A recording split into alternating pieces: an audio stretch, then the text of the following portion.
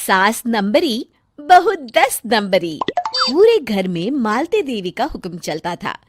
अपनी बड़ी बहू को वो टीवी के रिमोट की तरह कंट्रोल करती थी। चलो, देर हो रही है। 12 बजे से पहले लड़की वालों के यहाँ पहुंचना है।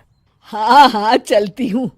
मैं तो भगवान से बस ये दुआ कर रही हूँ कि जिस तरह मेरी बड़ी बहू मेरी मुट्ठी में है, उसी तरह मेरी छोटी बहू भी मेरे इशारे पे नाचे।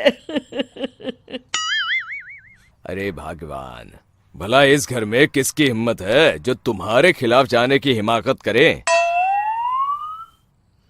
इस तरह मालती देवी अपने छोटे बेटे की भी शादी कर देती हैं। मालती की छोटी बहू फैशन डिजाइनर का कोर्स करके आई थी। उसका सपना था कि शादी के बाद वो अपना खुद का बुटीक खोले। एक दिन, क्या बात है छोटी, तू तो एक से बढ़कर एक डिजाइन बना लेती है। इसमें कौन सी बड़ी बात है दीदी? आप चाहे तो मैं आपको भी सिखा सकती हूँ। हाँ, फिर हम दोनों मिलकर एक बुटीक खोल लेंगे। लेकिन दीदी, उसके लिए तो बहुत पैसे लगेंगे। हाँ तो क्या हुआ, पैसे माँ जी से ले लेंगे। हाँ हाँ, मेरे पास तो पैसों का पेड़ है ना, तोड़ के तुम दोनों को दे दूंगी। मेरी एक बात अच्छी तरह समझ लो, मैं तुम दोनों को एक ढेला भी नहीं देने वाली। बड़ी आई बुटीक खोलने वाली। ये आप क्या कह रही हैं माँ जी? आप हमारी मदद नहीं करेंगी तो कौन करेगा? अरे अगर बुटीक खोलने का इतना ही शौक है तो अपने माँ बाप से पैसे क्यों नहीं मांग लेती? मेरे पैसों पर क्यों आंख गड़ाए बैठी हो तुम दोनों? इस तरह अपने इरादे स्पष्ट करके मालती देवी वहां से चली जाती है। अरे ये क्या दीदी, माँ जी तो साफ मुकर गई। अब हम क्या करेंगे? तू चिंता मत कर, बुटीक तो खुल के ही रहेगा। कहते हैं कि घी जब सीधी उंगली से नहीं निकलता तो उसे उंगली टेढ़ी करके निकालना चाहिए। माँ जी अपने आप को समझती क्या है?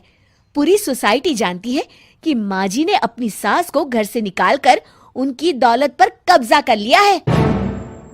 हाँ दीदी, अब तो जैसे को तैसा करना पड़ेगा। फिर दोनों बहुएं मिलकर एक साजिश रचती हैं।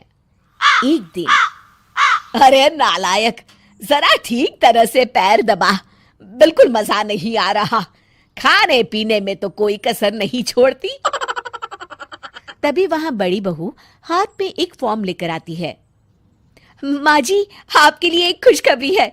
सरकार सभी बुजुर्गों को हर महीने 10,000 रुपये पेंशन देने वाली है। अरे ये क्या कह रही है तू? क्या सच में मुझे हर महीने घर बैठे 10,000 रुपये मिलेंगे? हाँ माँ जी, दीदी सच कह रही है। कल टीवी न्यूज में इस बारे में बता रहे थे। बस आप ये फॉर्म पढ़ के इसे भर दीजिए और अपने दस्तखत कर दीजिए। मैं इन्हें ले जाकर जमा करवा देती हूँ। अरे नालायक, बड़ी कामचोर है तू। इस बुढ़ापे में कहाँ तुम मुझसे फार्म भरवा रही है? खुद ही भर ले, मैं दस्तखत कर देती हूँ। ठीक है माँ जी। फिर बड़ी बहू बड़ी चालाकी से फॉर्म के पन्नों के बीच प्रॉपर्टी के पेपर छिपा कर रख देती है और उन पर मालती देवी के दस्तखत करवा लेती है। कुछ दिनों के बाद मालती देवी अपने पति के साथ 2 दिनों के लिए अपने एक रिश्तेदार के यहाँ जाती है। दूसरी तरफ दोनों बहुएं पूरे घर पर अपना कब्जा कर लेती हैं। मालती देवी जब अपने रिश्तेदार के यहाँ से लौटती हैं, तब अपने कमरे में ताला लगा देख आग बबूला हो जाती है।